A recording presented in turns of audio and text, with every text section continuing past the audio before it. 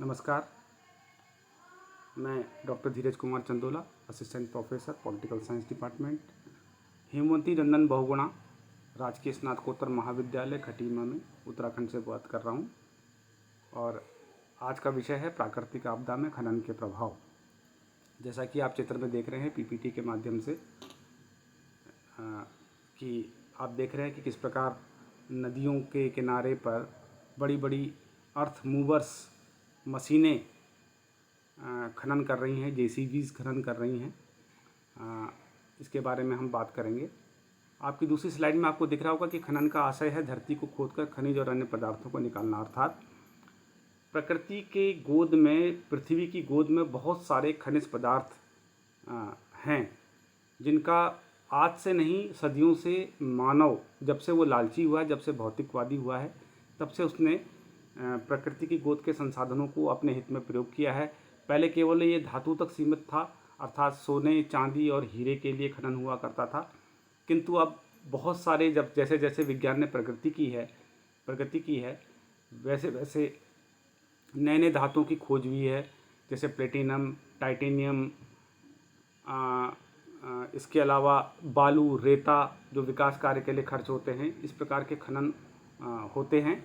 और ये खनन जो है कानून की आड़ में अवैध तरीके से होते हैं। तो मुख्यतः खनन 3 प्रकार से होते हैं। इनको 3 भागों में विभाजित किया जा सकता है। नंबर 1 है तलीय खनन अर्थात सरफेस माइनिंग, जो ज़मीन की सतह पर खनन होता है, इसको तलीय खनन कहा जाता है। दूसरा है जलोढ़ खनन, अर्थात जो ज़मीन से थोड़ा सा अंदर होता है, उसे एलुवियल माइनिंग अर्थात जलोढ़ खनन। और तीसरा है भूमिगत खनन अर्थात अंडरग्राउंड माइनिंग। तो तीनों प्रकार के खनन अगर एक कानूनी दायरे में किए जाएं, मानकों को, निर्धारित मानकों के आधार पर किए जाएं, तो वो मानव जाति के विकास के लिए आवश्यक होते हैं और कहीं ना कहीं वो ज़रूरी भी होते हैं।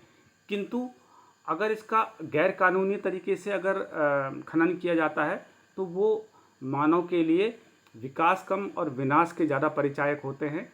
जैसे तलीय खनन में आपको हम बताएं कि जैसे बालू और रेते का खनन होता है, जिसका एक उदाहरण है कि एक पर्टिकुलर नदी के क्षेत्र में खनन विभाग द्वारा पट्टे निर्धारित किए जाते हैं, अर्थात एक पर्टिकुलर एरिया को लॉट के रूप में दिया जाता है। और उस लॉट के आधार पर, उस पट्टे के आधार पर जो खनन माफिया होते हैं वो उसके आधार पर ज़्यादा एरिया में खनन कर देते हैं, ज़्यादा गहराई तक खनन कर देते हैं, जिससे नदियाँ अपने मार्गों को बदलने के लिए विवश हो जाती हैं और जिसका परिणाम हमें जो है बाढ़ के रूप में, भूमि कटाव के रूप में हमारे सामने आता है। उसी प्रकार से है एक दूसरा है जलोढ़ खनन अर्थात एलुवियल माइनिंग। तो जलोढ़ खनन में क्या होता है कि हम खनिज पदार्थों की प्राप्ति के लिए जो हम ज़मीन के अंदर हम खनन करते हैं, उसका असर ये होता है कि जो भूमि की उपजाऊ परत होती है वो कहीं ना कहीं प्रभावित होती है। आपको ये पता होगा कि जो भूमि की जो है 3-4 फुट की जगह होती है, उसको उपजाऊ बनाने के लिए कम से कम 10 साल का समय लगता है, जो उसकी उपजाऊ परत होती है। तो विकास कार्यों के लिए जो जलोढ़ खनन होता है, ये भूमि की उपजाऊ परत को ख़त्म करने के लिए अपनी महत्वपूर्ण भूमिका अदा करता है। आप ये जानकर आश्चर्यचकित करेंगे कि हमारे पूरी पृथ्वी में 1/3 भाग जो है वो जल है और केवल 1/4 भाग भूमि है, और उसमें भी केवल 2% भाग पर हमारी खेती होती है। तो अब उस खेती भी अगर हम खनन की भेंट में चढ़ा देंगे तो दुनिया की इतनी बड़ी आबादी का पेट कैसे भरेगा, ये अपने आप में एक प्रश्न चिन्ह है। तीसरा है भूमिगत खनन अर्थात अंडरग्राउंड माइनिंग। तो अंडरग्राउंड माइनिंग बेसिकली धातु के लिए, कोयले के लिए और हमारे पेट्रोलियम पदार्थों के लिए की जाती है। तो जब इस प्रकार का खनन होता है तो आप ये जानिए कि जो हमारा भूमिगत अंडरग्राउंड वाटर सोर्सेज है, जो भूमिगत जल स्रोत हैं, वो इस प्रकार के खनन से प्रभावित होते हैं और अनावश्यक दोहन से धरती का जो बैलेंस होता है, जो संतुलन होता है, वो कहीं ना कहीं प्रभावित होता है। तो ये अंधाधुंध खनन का प्रभाव हमारे पर्यावरण पर प्रत्यक्ष और अप्रत्यक्ष दोनों रूपों में पड़ रहा है। तो खनन का जो पर्यावरण पर असर है वो 2 प्रकार से होता है, एक सकारात्मक पर्यावरणीय प्रभाव और नकारात्मक। किसी भी चीज़ के दो पहलू होते हैं। तो हम बात करते हैं खनन के हानिकारक प्रभाव पर।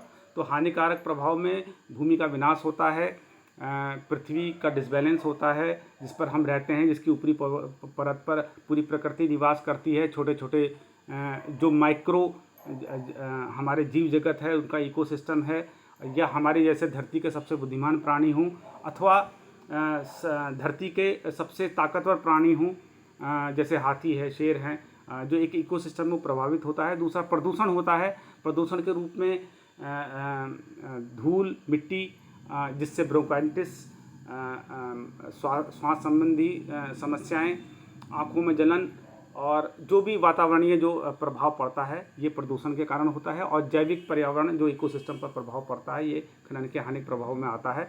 और इस प्रकार से ये आप देख रहे होंगे कि डस्ट फ्रॉम माइंस डम्प्स, यानी कि माइंस से जो भूमिगत माइंस होती हैं, उनसे उनको ब्लास्ट करने में जिस प्रकार के विस्फोटों का प्रयोग होता है, उनसे जो धूल उठती है, उससे डस्ट उत्पन्न होती है, जो कहीं ना कहीं प्रकृति प्रदत्त सभी जीवों के लिए हानिकारक होता है। एयर पॉल्यूशन अर्थात केमिकल पॉल्यूशन, ओपन पिट माइनिंग, इससे भी हमें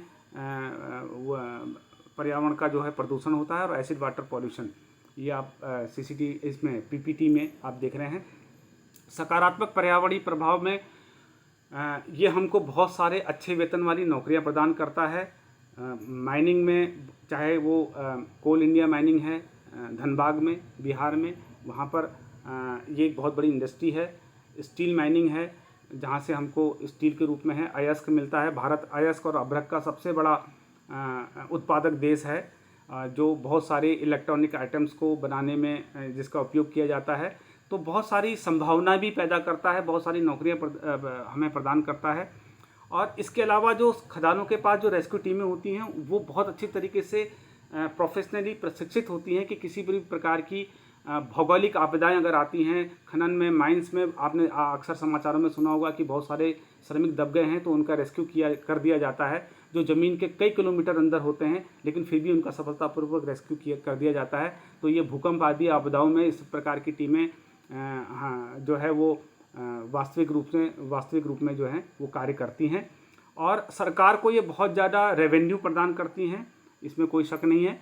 और इसके अलावा जो कुछ प्रजातियां हैं जो खदानों को अपने आवास के महत्वपूर्ण हिस्से के रूप में उपयोग करती हैं, तो एक इकोसिस्टम भी डेवलप हो जाता है। तो इसका सकारात्मक पर्यावरणीय प्रभाव है।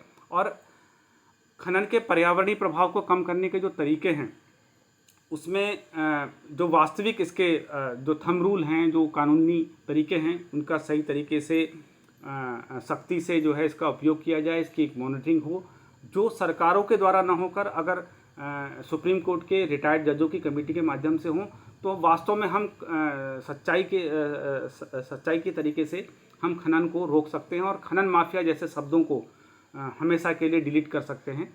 और खनन स्थल का उचित प्रबंध और रखरखाव, जहाँ पर खनन हो गया है, जहाँ से हमने धरती के जिस क्षेत्र से हमने खनन का दोहन कर लिया है अपने मानव विकास के लिए, उसका सही तरीके से दोबारा से उसको एज इट इज़ पोजीशन में ला दिया जाए, इसकी हमें व्यवस्था करनी होगी। और खदान निर्माण से पहले उचित पर्यावरणीय प्रभाव सर्वेक्षण करने होंगे। संसाधनों की संख्या पर सीमा पर तय की जानी चाहिए। रिसाइकलिंग करने का प्रयास किया जाना चाहिए।